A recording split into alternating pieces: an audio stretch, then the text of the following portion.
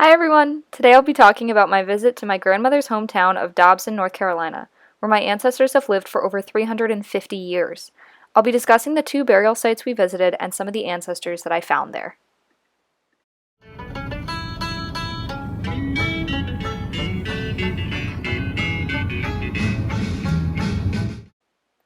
First, we visited the Little Vine Primitive Baptist Church, where most of my mom's family is buried.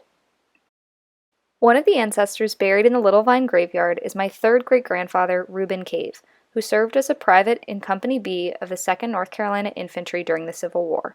Born in 1833, Reuben left his role as a tenant farmer to fight in the 2nd Infantry.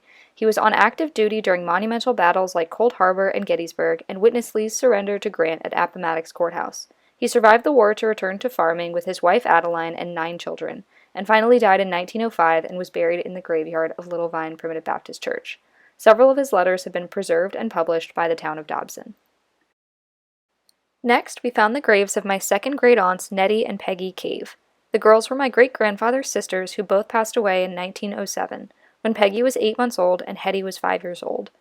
As they were so young and their deaths occurred around the same time as many other children in Dobson, I was interested to learn more about what happened to them. After doing some research and consulting my grandmother, I learned that there was a flu outbreak in 1907. Like many farming families in the early 1900s, the Cave family was hit hard by the novel H1-containing flu that would eventually become the deadly 1918 pandemic known as the Spanish flu. While initially researching my ancestry in Dobson, I discovered a Cave family cemetery located within the town. My grandmother confirmed that there was a plot on the property of John Thomas Cave, my second great-grandfather, which the family used to bury relatives. After tracking down the current owner of the land, we visited to search for the cemetery. We discovered headstones scattered around about 30 yards of woods. The cemetery had clearly been abandoned since the early 1900s, and information about its exact location had been forgotten.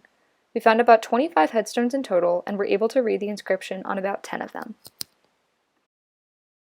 One of the more puzzling ancestors buried in the Cave cemetery was a child named Letty Adeline Cave, who was born in 1887 and died in 1888.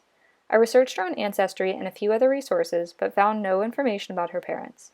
In order to identify some potential parents, I conducted a few tests using Ancestry's data. Firstly, Letty was born in 1887, which allowed me to exclude all ancestors not of childbearing age during that year, narrowing the possibilities of candidates down to 5 of Reuben and Adeline Cave's 9 children, whose birth years spanned much of the 1850s to 1870s. Letty's middle name allowed me to reason that one of her parents was likely one of Adeline's children, and the baby was named for her grandmother. Additionally, it is unlikely that Letty's parent was one of Reuben or Adeline's daughters, as their maiden name, Cave, would not have been passed on to their children. Finally, after adding each of Reuben and Adeline's children to my ancestry tree and filling in their birth and death dates, I can conclude that Letty's father was either James Cave or George Cave, as they were both old enough to have a child in 1887 and to pass on their last name.